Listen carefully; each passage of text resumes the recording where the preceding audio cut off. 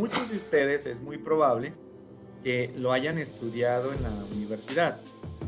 Yo estoy seguro que si tienen una formación de ingeniería, porque no necesariamente todos tendrían por qué tener una formación de ingeniería, pero los que tengan una formación de ingeniería, independientemente de la carrera, en algún momento vieron algo de estadística, ¿verdad?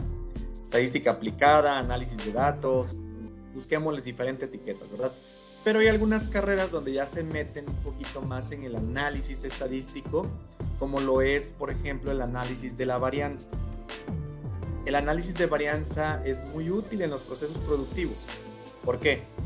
Cuando nosotros tenemos la necesidad de comparar dos poblaciones, vamos a decirlo así, dos máquinas, o tengo dos proveedores, yo digo, oye, tengo el proveedor A y tengo el proveedor B, y quisiera comparar cuál de los dos tiene un mejor acercamiento a un objetivo en particular. Bueno, entonces ahí lo que hago es comparo las medias, ¿verdad?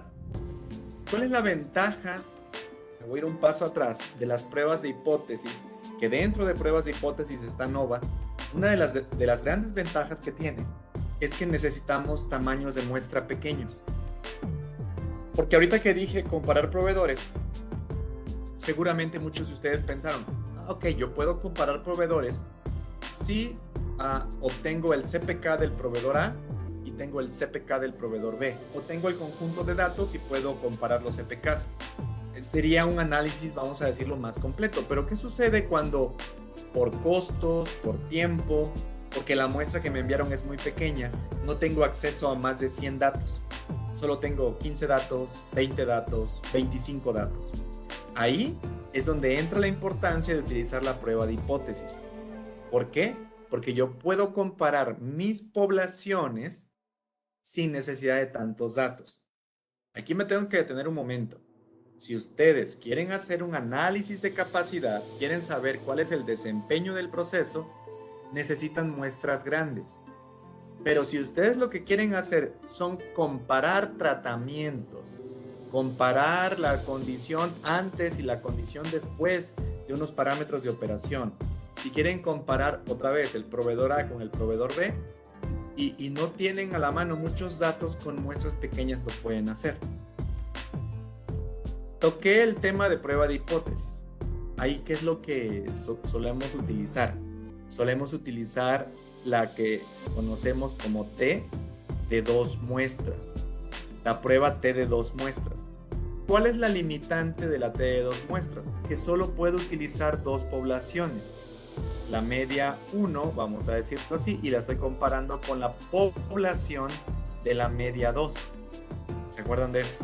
Cuando hacíamos hipótesis, cuando hacíamos comparaciones. Pero quizá ustedes me digan, oye Ismael, pero yo tengo una situación en la que no tengo dos medias, sino tengo una tercera. Ok. Si tienes más de dos medias, que podrían ser 3, 4 o 5, de condiciones que vas a comparar, entonces ya no aplica prueba T. Lo que aplica se llama ANOVA. Y bueno, hay ANOVA de más de un factor, pero en este ejemplo vamos a ver, en esta sesión, vamos a ver ANOVA de un solo factor. Las situaciones son muy diversas donde podríamos aplicar el tema de ANOVA. El tema de ANOVA es muy, muy aplicado en la industria en general, ¿verdad? Vamos a ver un ejemplo para no estar platicando tanto de la teoría y demás. Obviamente es necesario, ¿verdad? Cuando tengamos la capacitación o iniciemos la próxima semana el curso, vamos a tocar los puntos importantes de validación estadística. Cuando tenemos que estar confirmando la normalidad, tenemos que estar confirmando la independencia de los datos, ¿verdad?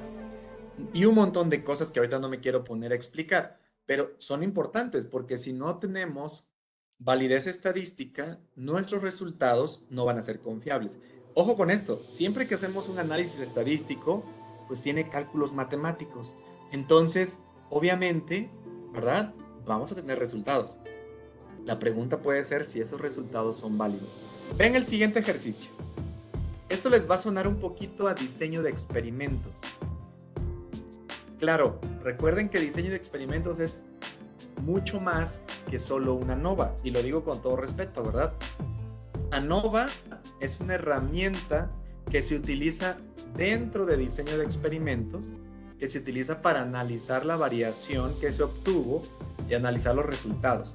Pero toda la metodología de diseño de experimentos es mucho más. Hay que decidir qué experimento vamos a aplicar, el tamaño de la muestra, la cantidad de réplicas y un montón de cosas que ahorita no, los factores que vamos a seleccionar y demás. Diseño de experimentos por sí solo es bastante amplio, pero ahorita solamente nos vamos a centrar en ANOVA. Vean el ejemplo que tenemos aquí en pantalla. Dice, determinar si existe diferencia entre las medias de las resistencias a la tensión en base a las diferentes concentraciones de madera. Es un ejemplo muy sencillo. Explico el ejemplo. ¿Qué tenemos? Hay una empresa que se dedica a fabricar papel, ¿verdad? Como le decimos luego, es una papelera. Es una empresa que se dedica a fabricar papel. ¿De cuál? Del que ustedes gusten y manden. Normalmente las empresas que se dedican a fabricar papel hacen de muchos tipos de papel, ¿verdad? Desde papel periódico, papel bond, lo que conocemos como papel de estraza y sus variantes, porque hay muchísimos tipos de papel y diferentes aplicaciones, ¿no? Yo creo que todos alguna vez hemos ido por las tortillas y casi en la gran mayoría de las tortillerías a lo largo y ancho de nuestro país, en muchos lugares nos envuelven las tortillas con papel, ¿verdad? Entonces ahí obviamente es otro tipo de papel. ¿Qué están haciendo esta empresa? Esta empresa está desarrollando una nueva formulación. No nos dan más información. El ejemplo está muy sencillo. Están desarrollando una nueva formulación y la variable de respuesta que están midiendo, vamos a decirlo así, la Y, es la resistencia a la tensión del papel. Miden la resistencia del papel en PSI y están probando 4 formulaciones diferentes, que seguramente lleva diferentes ingredientes y otros factores que no se están mencionando aquí. El ejemplo está simplificado. Solo tenemos un factor, el factor que se llama porcentaje de concentración de madera, si quieren llamarle el porcentaje de celulosa que se agrega a la fórmula para hacer el papel. Y después de haber hecho las diferentes formulaciones, se tomaron aquí, se observan 6 muestras. Se utilizó el factor concentración de papel en 4 niveles: 5%, 10%, 15% y 20%. Entonces, estos son, le llamamos niveles, ¿verdad? Son los niveles del único factor que existe. Repito, ¿verdad? En la capacitación que vamos a tener la próxima semana, yo creo que por allá del jueves, el viernes, ya vamos a tocar ejemplos de ANOVA de más de un factor. ¿Por qué? Porque la verdad es que en las situaciones prácticas lo más común es que tengamos mucho más que un solo factor, ¿verdad? Pero como decimos, para aprender, para ir recordando, porque mucho de esto ustedes ya lo vieron, pero a veces no recordamos, ¿verdad? Y sobre todo que lo vamos a ver con la aplicación del software, que van a ver que es muy sencillo. Quizá ustedes me podrían decir, oye, pero si lo que yo quiero hacer es determinar cuál es la mejor fórmula, ¿sí? Vamos a pensar que no tenemos que no es solamente la respuesta, no solo es mayor, mejor, sino hay un objetivo. ¿Por qué? Vamos a pensar que hay un objetivo de resistencia del papel. ¿Por qué? Porque si el papel tiene resistencia muy baja, queda muy baja la resistencia, vamos a pensar que es papel para una imprenta. Cuando pase, si han visto o se han trabajado en una imprenta, han visto esas, yo lo he visto solamente en películas, nunca he ido a una imprenta, o en videos en YouTube, ¿no? Cómo se ve que van el papel, ¿verdad? Los rollos enormes de papel a través de los rodillos para que se vaya imprimiendo. Y obviamente esos rodillos hacen una tensión en el papel. Si el papel no tiene la resistencia suficiente, pues ¿qué hace? Se empieza a reventar y es un problema, ¿no? Para estar montando nuevamente la bobina de papel. Pero, ¿qué sucede en contraparte si la resistencia fuera muy alta? Ahí lo que podríamos percibir es que la dureza del papel, que seguramente está asociada a la resistencia, sería mucha, ¿verdad? Y es muy probable, no lo sé, es muy probable que la tinta no sea absorbida de forma debida. Entonces, para no seguir platicando nada más, tenemos 4 condiciones, 4 niveles, que es el término correcto, para esa concentración de madera. Lo que más solemos hacer es esto. Decimos, a ver, al 5%, un lote dio 7, 8, 15, 11, 9 y 10 PCI. Y al 10% todas estas. Y al 15% todos estos resultados en PCI. ¿Qué hacemos? Sacamos promedio. Y decimos, mira, a 5% da 10 PCI en promedio. Al 10% da 15.6 en promedio de PCI. Y al 15% da 17 y al 20% da 21 PCI. Entonces quizá ustedes podrían decir, oye, pues no necesitamos hacer una NOVA porque pues se ve claramente que a mayor concentración aumenta la resistencia. Con el promedio no es suficiente. ¿Por qué no es suficiente? Porque los promedios no están considerando la variación. ¿A qué me refiero con la variación? Estamos considerando solo el promedio, pero nos está faltando algo más, la desviación estándar. De hecho, la prueba se llama análisis de varianza. Se acordarán, ahorita no me voy a meter en las fórmulas, pero se acordarán que la desviación estándar es la raíz cuadrada de la varianza, o si lo quieren decir de otra manera, la varianza, ¿sí? Es el cuadrado de la desviación estándar, como lo quieran decir. Pero al final las dos, desviación estándar y la varianza, son índices de dispersión y me ayudan a analizar la variación presente en los datos. Porque los promedios por sí solos nos dicen solo una parte de la historia. Nos falta la variación. Recuerden esas dos cosas cuando analicen datos: la variación y el promedio, ¿verdad? Uno es índice, un índice que es el promedio, me dice cómo están agrupados los datos, ¿verdad? Es un índice central de mis datos. Pero la desviación estándar o la varianza, lo que me dicen es la dispersión de los datos, que no es menos importante, ¿sí? Les decía que conforme fuéramos avanzando, iba a ir mencionando que vamos a ver. Vamos a ver análisis gráfico con Minitab. Entiéndase histogramas, gráficas de caja, ¿verdad? Series de tiempo. Vamos a ver un poco de acomodo de datos con Minitab. Vamos a ver recodificados y herramientas de manejo de datos en Minitab. Pero también vamos a ver T de una muestra, T de dos muestras, T pareada. ¿Se acuerdan algunos nombres de eso? Algunos nombres de esos análisis estadísticos, ANOVA de un factor, ANOVA de más de un factor. Obviamente también vamos a ver regresión lineal simple, regresión lineal múltiple, ¿verdad? Esa parte es muy importante. Digamos que en la primera semana cubrimos todo eso. Ahorita en un espacio más, para no saturarlos, les platico, y obviamente si lo quieren preguntar, también lo pueden hacer ahí en el chat. Al final vamos a dar un espacio para preguntas y respuestas, pero en otro momento platico la otra parte de la capacitación. Entonces tenemos los datos, y si ven aquí están las indicaciones. Dice estadísticas, ANOVA, un solo factor. Entonces me voy a Minitab, estadísticas, ANOVA, un solo factor. Y la verdad es que cargarlos en Minitab es muy sencillo. Es muy sencillo, no tiene nada de complicado. Porque aquí me dice el software, oye, necesito que cargues las respuestas. Aquí yo le moví para decir que tiene dos condiciones. Minitab puede procesar datos en dos condiciones. Las respuestas en una columna y el factor en otro. ¿Eso qué significa? Que yo necesitaría tener una sola columna con los PCI. Aquí tendría que haber una columna solita con los PCI y debería tener otra columna con el porcentaje de celulosa. Entonces yo lo que tendría aquí diría 5, perdónenme, en esta aplicación se me borra. Diría 5, ¿verdad? Perdón ahí. Y llegaría un momento donde se acaban los 6 y empezaría a decir acá 10. Y 10, y 10, ¿verdad? Y serían 6 renglones. Pero bueno, nuestros datos no están acomodados así.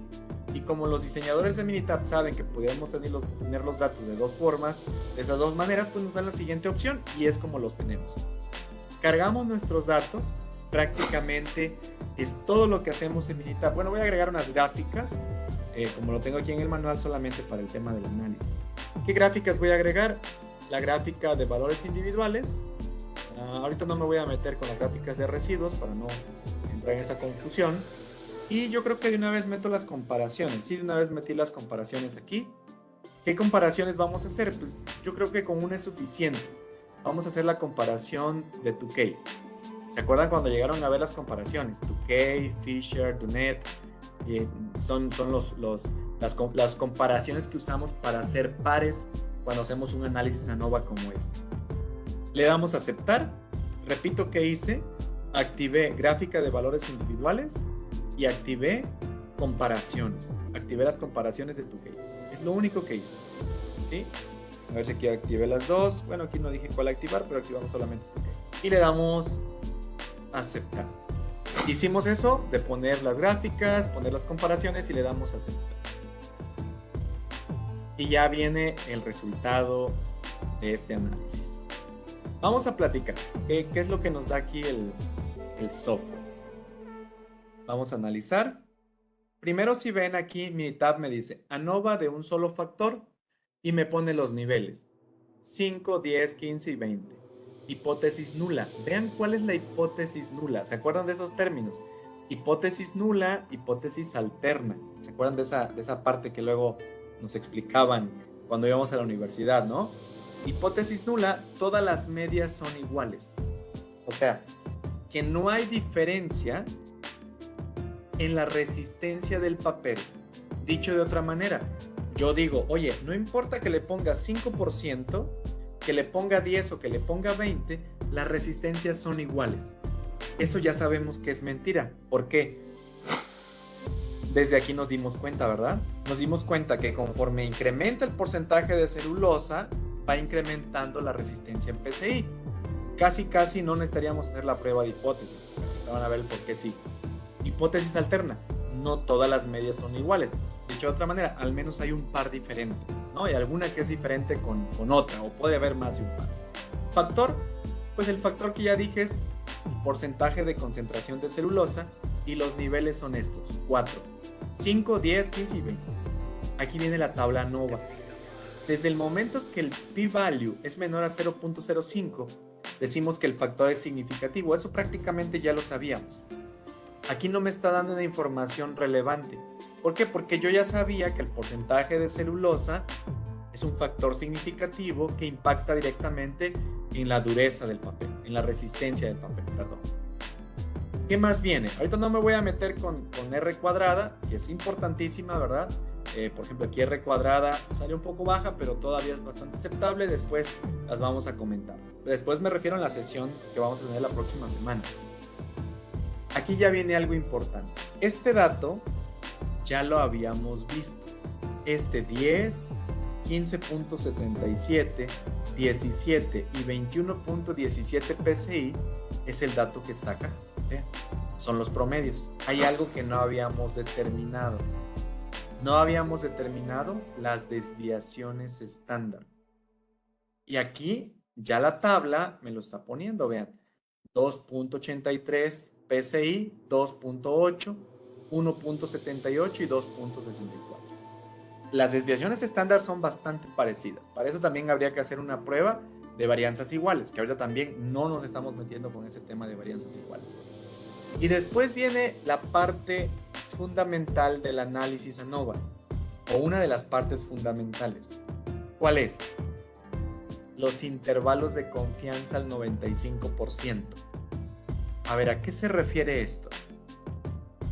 Si ustedes observan,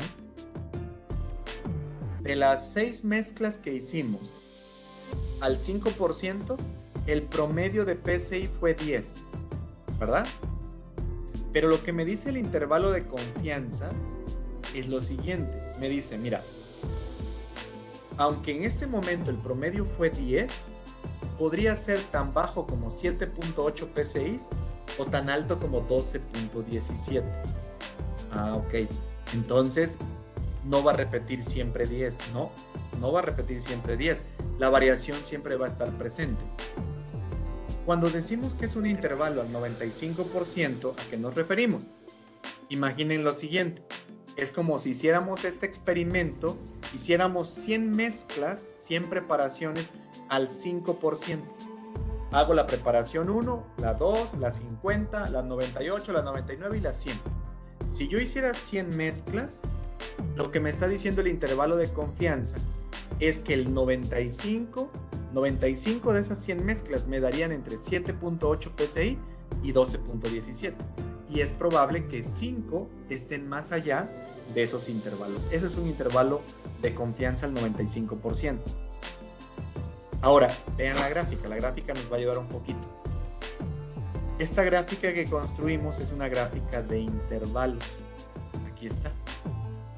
Si ustedes observan, aquí está al 5%.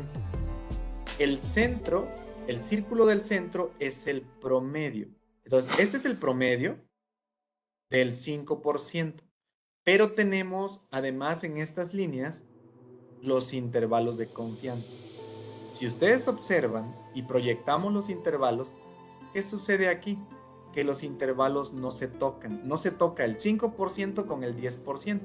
O sea, la resistencia del papel de 10% no solo es más alta en promedio, sino aún con su variación, no tienen coincidencia. Vamos a pensar lo siguiente. Podríamos decir, ¿sabes qué? La alta dirección o los diseñadores, el equipo de diseño, ya decidió descartar 5% porque queda en una resistencia muy baja. Y por un tema de costo, pues también ya decidieron descartar el 20%, que da una resistencia alta, que además queda con mucha resistencia el papel, resiste mucho tirón el papel, y por lo tanto podría dar complicaciones en la inyección de la tinta, ¿no? En la absorción de la tinta en el papel. Ok, entonces, ¿cuáles nos quedan? Solamente 10% y 15%. El análisis ANOVA ya me dejó ver esto, ¿verdad? Ya me dejó ver las diferencias que hay, no solo en los promedios, sino en los intervalos. Pero ahora el análisis ANOVA me va a ayudar a decidir. Quizá ustedes podrían decir de forma empírica o solo viendo muy rápido, oye, pues 15% en promedio es más alto que si le pones 10%. ¿Ok? Eso pareciera en la gráfica, pero estadísticamente son diferentes. Esta tabla se llaman las comparaciones y le pusimos las comparaciones a través de la técnica creada por el estadístico Tukey. Aquí sí ven, o el método Tukey. Si ven acá, me dice las medias o los promedios que comparten una letra son significativamente, que no comparten una letra, son significativamente diferentes. A ver, me está diciendo, el 20% tiene un promedio de 21.17 y le asignaron la letra A. ¿Con cuál comparte la letra A? Con ninguna. Quiere decir que esta mezcla al 20% es única, no se parece a ninguna. A ver, ahora observemos la del 5%. Está en el grupo C, tampoco se parece a ninguna. ¿Qué quiere decir? Que las que comparten letra, si observan, es el 15 y el 10%. ¿A qué se refiere esto de que comparten letra? Se refiere a lo siguiente. Vean, aunque ustedes observan que el 15% da 17 PSI y el 10% da en promedio 15.67 PSI, lo que me dice esta misma letra es que estadísticamente no son iguales. Perdóname, son iguales, disculpen. Que estadísticamente no hay diferencia, es lo que quería decir. Estadísticamente no hay diferencia. ¿Qué quiere decir esto? Que es indistinto el porcentaje que yo tome. Aunque ustedes observen que el 10% en promedio da 15 PSI y que el 15% en promedio da 17 PSI, lo que me está diciendo esta prueba es que no hay diferencia estadística. Dicho de otra manera, obtenemos los mismos resultados si le aplicamos un 10% o si le aplicamos un 15%. Eso es lo que me está diciendo la prueba NOVA.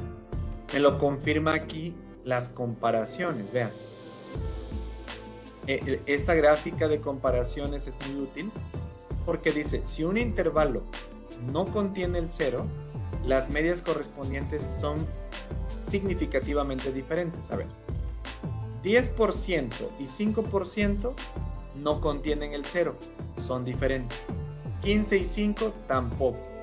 20 y 5, pues ni dudarlo, ¿verdad? El 5% es muy baja la resistencia y el 20 es muy alta. Pero, si ustedes observan, cuando comparan la media de 15% y el 10%, dice que contiene el 0 esa diferencia.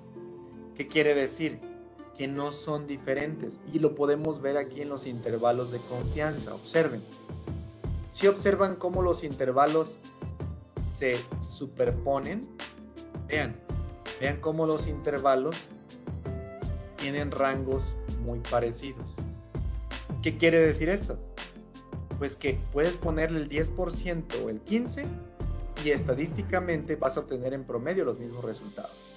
Creo que ya no hay mucho que explicar, ¿no? Por un tema de costos, seguramente yo me iría por el 10%. Vean cómo nos está ayudando una NOVA.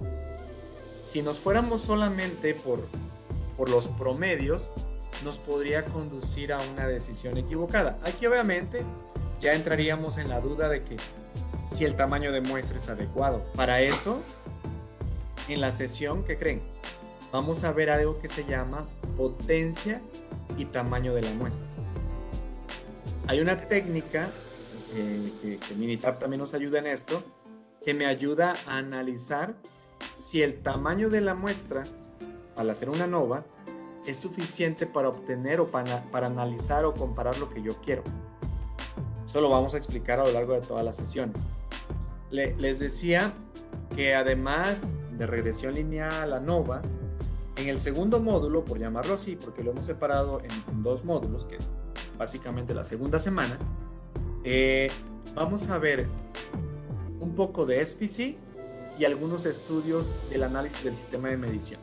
En SPC vamos a ver gráficas de control para variables, gráfica XR, probablemente veamos IMR, y en la gráfica, y en el MCA es probable que veamos XR, bueno, no probable, está en el material, vamos a ver XR, R y R, y en R y R viene una gráfica de medias y rangos, pero también vamos a ver el estudio tipo 1. Seguramente lo conocen o han escuchado el estudio de sesgo para análisis de sistema de medición. También en ese módulo de análisis de calidad, vamos a llamarlo así, vamos a ver la parte de el cálculo del CPK. ¿Cómo calculamos el CPK? Seguramente han escuchado hablar del PPK, ¿verdad? ¿Por qué existe un índice que se llama CPK y por qué otro se llama PPK? ¿Cuál es la diferencia entre ellos? ¿Por qué el manual de SPC de la industria automotriz dice que cuando mi proceso tiene causas especiales, o sea que hay puntos fuera de las gráficas de control, que yo debería observar preferentemente el PPK y no el CPK? Ahí vamos a platicar también del tema de la normalidad, porque es muy importante cuando yo analizo datos para sacar un CPK, para sacar un PPK, porque es muy importante la normalidad. Vamos a platicar de algunas razones por las cuales se pierde la normalidad en los procesos. Obviamente les voy a explicar con Minitab cómo poder validar si un proceso es normal. Pero si ustedes lo ven, es una herramienta que nos puede ayudar en análisis de procesos. Por ejemplo, si ustedes dicen, oye, es que yo quiero comparar los volúmenes de producción del primer turno con el segundo y el tercero, aplica NOVA. No te conformes con los promedios. Oye, es que yo tengo, al final, tengo en mi proceso productivo, yo tengo 3 básculas, ¿verdad? Con los cuales mis inspectores llevan y prueban producto, hacen mediciones del producto, pesan el producto. pero tengo 3 básculas o quizá tengo 4, ¿verdad? Tengo 4 básculas y las 4 están calibradas, pero tengo la hipótesis, ojo con eso, tengo la hipótesis o la duda de que una báscula rechaza más que otra. Ok, ahí lo que podemos hacer es un análisis ANOVA para saber que si las básculas están sincronizadas, para ver si los equipos de medición me están conduciendo a los mismos resultados. ¿Qué hago? Tomo una muestra de 10, 12 piezas, ¿verdad? Que las voy a pesar, las peso en la báscula 1, las peso en la báscula 2, en la báscula 3 y en la 4, y todo lo meto a Minitab y lo hago en un análisis ANOVA. Y entonces ahí, ¿qué yo esperaría? Yo esperaría observar algo como vimos aquí. Obviamente, si yo meto ese estudio, estoy hablando de básculas, yo no esperaría ver esto, ¿verdad? Yo esperaría que todas no quedarían idénticas, porque no digo que sea imposible, pero pues siempre existe variación. Pero yo esperaría que si estoy analizando 4 básculas pesando los mismos productos, vería algo como esto, ¿verdad? O sea que estarían en un mismo intervalo de confianza, con diferentes promedios, pero similares intervalos. Cuando ustedes vean esta tabla, ¿qué va a pasar? Esta pequeña tabla solo tendría una letra. Todas tendrían la letra A. Dirían A. ¿Qué quiere decir? Que todas son iguales. A pesar de que vieran unas pequeñas diferencias aquí en los promedios, si están sincronizadas sus básculas, deberían llegar a los mismos resultados estadísticamente hablando. Ahí muy rápido comenté un ejemplo más donde podemos aplicar ANOVA y la verdad, el límite, pues no hay límite, ¿verdad? Va a depender de sus necesidades. Les iba a decir el límite es el cielo, pero con un factor no vamos a hacer muchos análisis. Hay que sumarle más factores cuando estamos analizando procesos.